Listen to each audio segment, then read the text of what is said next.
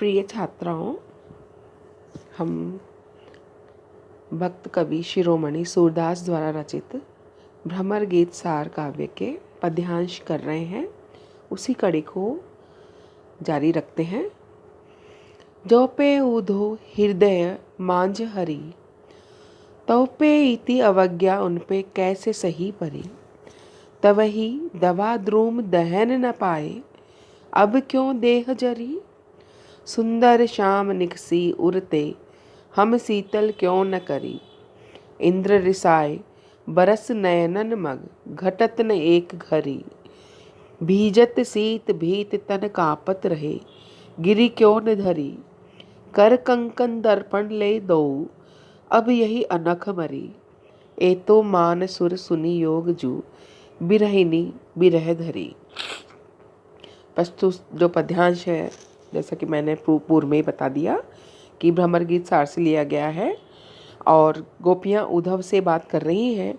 उद्धव से बात करते हुए वो पूर्ववत ही निर्गुण पर सगुण की श्रेष्ठता बताती हैं और उसके अनेक उदाहरण देती हैं। गोपियाँ कहती हैं, जो पे उधो हृदय मांझ हरी। ये है उद्धव, जैसा कि तुम हमें समझा रहे हो, बता रहे हो, कह रहे हो कि जो कृष्ण है, जो पे उधो हृदय मांझ हरि, हृदय के मांझ मतलब मध्य में, हरि श्री कृष्ण जी, कि हे उद्धव, तुम्हारे कहने के अनुसार श्री कृष्ण या ब्रह्म हमारे हृदय के अंदर ही विद्यमान है, हृदय के मध्य ही रहते हैं। तो पे इतनी अवज्ञा उन पे कैसे सही परी।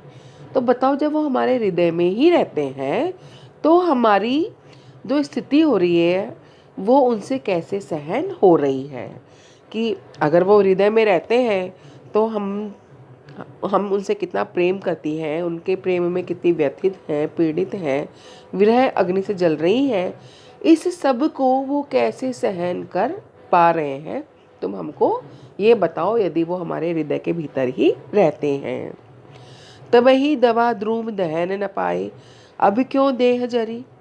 कि जब वो हमारे साथ में रहते थे तो वो दावाग्नि में जो वृक्ष जलते थे, उन वृक्षों को जलते हुए भी नहीं देख पाते थे। तो जब जो श्री कृष्ण वृक्षों को जलते हुए नहीं देख पाते थे, अब हमारी यह देह जल रही है, इस जलती हुई देह को वो कैसे देख पा रहे हैं। कि तुम जो दावा कर रहे हो कि श्री कृष्ण हमारे हृदय के अंदर ही रहते हैं, तो हमारे हृदय में विद्यमान रहते हुए भी हमारे जो देह विरह अग्नि से जल रही है, इस देह को वो क्यों नहीं बचा रहे हैं। अगर तुम्हारा दावा सच होता तो श्री कृष्ण जो कि कोमल हृदय है, जो कि दावाग्नि में वृक्षों को भी जलते हुए नहीं देख सकते, वो हमारी देह को इस प्रकार से जलते हुए कैसे देख सकते थे। सुंदर श्याम निकसी उरते, हम शीतल क्यों न करी। कि श्री कृष्ण जो है वो हमारे हृदय से निकल कर के हमें शीतल क्यों नहीं कर रहे। जब वो हमारे हृदय के भीतर ही है तो इस दावाग्नि में, जिस विरह अग्नि में हम जल रहे हैं, उस विरह अग्नि को हृदय से बाहर निकल करके शीतल क्यों नहीं करते। इंद्र रिसाए बरस नयनन मग, घटत न एक घरी। और ये इंद्र जो कि क्रोधित होकर के हमारे नयनों के रास्ते से लगातार बरसात कर रहा है, और इतनी बरसात कर रहा है कि ये एक घड़ी भी नहीं रुक रही है। तो ऐसे में इन नयनों की बरसातों से जो हम भीजत शीत भीत तन कांपते, गिरी कौन धरी, इन नैनों की बरसात से हम भीग रहे हैं, शीतलता से, सर्दी से और भय से हमारा शरीर कांप रहा है। तो फिर जिस प्रकार से इंद्र के बरसात करने पर श्री कृष्ण ने गोवर्धन पर्वत को धारण करके उस मूसलाधार बारिश से ब्रज की रक्षा की थी, वैसे अब इंद्र हमारी आंखों से अगर बरसात कर रहा है, जो कि एक घड़ी के लिए भी नहीं रुक रही है, तो अब श्री कृष्ण जो है क्यों नहीं इंद्र के इस कोप से हमको बचा रहे, अब क्यों आकर के वो पर्वत को उठा कर के या इस विरह अग्नि के कारण जो बहते आंसू हैं उन बहते आंसुओं को क्यों नहीं रोक पा रहे। कर कंकन दर्पण ले दो अब यही अनख मरी, कि हे उद्धव हम तो अब इसी झुंझलाहट में इसी क्रोध में मर रही हैं कि देखो हमने तो तुमको अब जो एक मुहावरा है कि हाथ कंगन को आरसी क्या, हम तो यहाँ पर तुमको ये आरसी भी दिखा रहे हैं कि देख लो कैसे हमारे जो उदाहरण दे रहे हैं कि क्यों हमारा ये शरीर विरह अग्नि से जल रहा है, क्यों नहीं वो हमारे हृदय से निकल करके बाहर आ रहे हैं।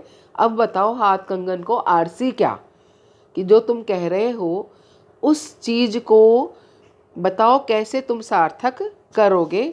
हमको तो अब इसी चीज़ की झुंझलाहट हो रही है कि तुम जो कह रहे हो वो चीज़ साबित नहीं हो रही, इस चीज़ की हमको बड़ी झुंझलाहट हो रही है।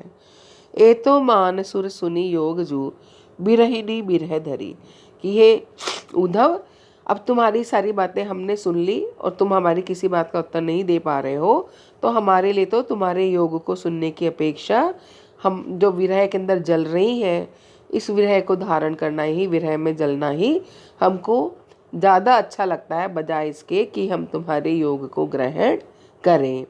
तो यहाँ पर अपन जानते भी हैं कि पुष्टि मार्ग में विरह जो विरह को प्रमुख माना गया है, और यहाँ भी गोपियाँ कह रही हैं कि जो तुम ब्रह्म की तुम बात कर रहे हो, योग की तुम बात कर रहे हो, उस सब से तो हमारा विरह ही अच्छा है, हमको तो तुम विरह में ही रहने दो। तो यहाँ पर सारे इसके अंदर हमको दिखाई देता है कि जैसा कि पहले भी हम पद्यांश में देख रहे थे कि गोपियाँ निर्गुण ब्रह्म का खंडन कर रही हैं और उस पर सगुण अपने प्रेम का प्रतिपादन कर रही हैं। आगे के पद्यांश में ऊधो इते हितु कर रहियो, यह ब्रज के व्यवहार जीते हैं सब हरीसो कहियो, देखी जात अपनी इन आँखिन दावानल दहियो, कह लो कहो विथा अति लाजती यह मन को सहियो, कीतो प्रहार करत मकर ध्वज हृदय फारी चाहियो, यह तन नहीं जरी जात सूर प्रभु नयनन को बहियो। तो इस पद्यांश में गोपियाँ उद्धव से कह रही हैं ऊधो ईते हितु कर रही हो, कि हे उद्धव, मतलब गोपियों ने बार बार में गोपियाँ अपने तर्कों के माध्यम से उद्धव के निर्गुण निराकार ब्रह्म के ज्ञान को काट देती हैं और फिर अचानक उनको लगता है कि उद्धव जाकर के श्री कृष्ण से मिलेंगे और कहीं ऐसा ना हो कि वो हमारी बातों का बुरा मानकर श्री कृष्ण को कुछ हमारे लिए विपरीत भड़का दे। तो यहाँ पर उद्धव की थोड़ी सी खुशामद सी करती हैं, उसको राज़ी करने का प्रयास करती हैं और फिर कहती हैं कि ऊधो इते हितु कर रही हो, कि हे उद्धव तुम हमारे लिए यहाँ के लिए हमारे लिए हितकर ही रहना, हमारे लिए कल्याणकारी रहना, अर्थात हमारे लिए कृष्ण के पास जाकर के कुछ भी उल्टा सीधा मत बोल देना।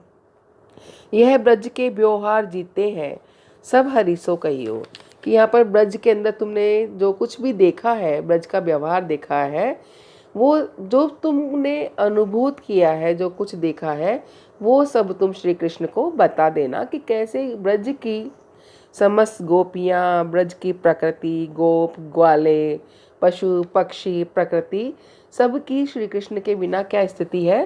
तो तुम हमारे कहे अनुसार हम जो तुमको कुछ कह रहे हैं उसका बुरा ना मान करके जो तुमने देखा है, जो अनुभूत किया है, वही सच सच सच जा करके श्री कृष्ण को बता देना। देखी जात अपनी इन आँखिन दावानल दहियो, कि तुमने अपनी इन आँखों से यहाँ पर दावानल को जलते हुए देखा है, कैसे हम गोपियाँ इस दावाग्नि में जल रही हैं, उन श्री कृष्ण के बिना जल रही हैं, विरह में जल रही हैं, ये सब तुम जा कर के श्री कृष्ण को बताना।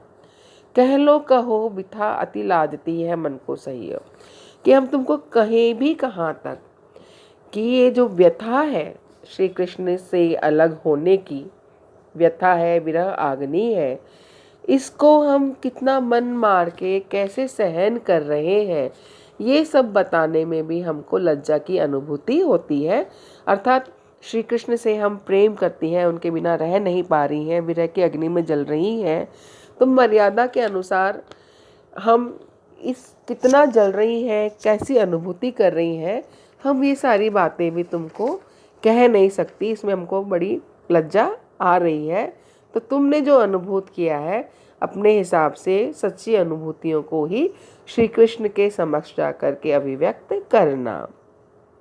कीतो प्रहार करत मकर ध्वज हृदय फारी चाहिए, कि तुम देख रहे हो कि कैसे ये मकर ध्वज, ये कामदेव जो है वो हम पर कितना प्रहार कर रहा है, रात दिन हमको वेदना में व्यथा में जला रहा है। और ऐसा लगता है कि विरह वेदना से हम इतने ज़्यादा व्यथित पीड़ित परेशान है कि इस हृदय को फाड़ करके ही फेंक दे, जिससे कि समस्त पीड़ा ही समाप्त हो जाए। क्योंकि अगर हृदय फट जाएगा तो विरह व्यथा भी अपने आप ही शांत हो जाएगी, समाप्त हो जाएगी। तो हमको ऐसा लगता है कि हम इस हृदय को ही फाड़ दें। यह तन नहीं जरी जात, सूर्य प्रभु नयनन को वही हो। सूरदास कवि कहते हैं कि कृष्ण की विरह की अग्नि में ये हमारा जो शरीर है ये पूरी तरह से जल करके भस्म भी नहीं होता। भस्म क्यों नहीं होता? क्योंकि श्री कृष्ण के प्रेम में जो हमारी आंखों से निरंतर अश्रु प्रवाहित हो रहे हैं, ये अश्रु प्रवाहित होते हुए इस विरह अग्नि को थोड़ा थोड़ा सा शांत भी करते रहते हैं। तो ऐसे में हमारा हृदय तो करता है कि हम हृदय को फाड़ के समाप्त कर दें, या विरह अग्नि में जल कर के हमको थोड़ी राहत मिल जाए अगर ये समाप्त हो जाए तो। लेकिन आंसुओं से थोड़ा हमारा कष्ट, हमारे जो आंसू हैं वो बह जाते हैं और हमें थोड़ा सा प्रेम के अंदर शांति मिल जाती है। तो यहाँ पर गोपियाँ जो है उद्धव को थोड़ा सा, क्योंकि उन्होंने वाक्पटुता होते हुए थोड़ा सा वक्रोक्ति में भी उद्धव से बात की है, थोड़ा सा क्रोध में बात की है, उसके ज्ञान को कमतर बताया है, अपने प्रेम को अधिकतर बताया है।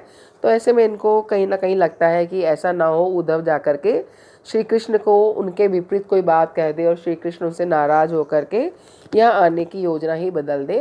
तो यहाँ पर गोपियाँ उद्धव को थोड़ा सा मनाते हुए अपनी अनुभूतियों को थोड़ा प्रेम पूर्वक, थोड़े कोमल लहजे में उद्धव से बताती हैं, ताकि उद्धव श्री कृष्ण को गोपियों की वास्तविक जो स्थिति है विरह व्यथा की, वह वास्तविक स्थिति उनको बता सके। तो यहाँ पर जो गोपियाँ हैं उनकी विरह व्यथा का बहुत ही संवेदनशील और मनोवैज्ञानिक अंकन हमको दिखाई देता है। और कामदेव को मकर ध्वज भी कहा जाता है, क्योंकि ऐसा कहा जाता है कि कामदेव का जो ध्वज है उस पर मछली का निशान होता है और संपूर्ण पद में काव्य लिंग अलंकार हमको दिखाई देता है। आज के व्याख्यान में हम ये 2 पद्यांश हमने कर लिए हैं। अगले व्याख्यान में आगे के पद्यांश करेंगे। बहुत बहुत धन्यवाद।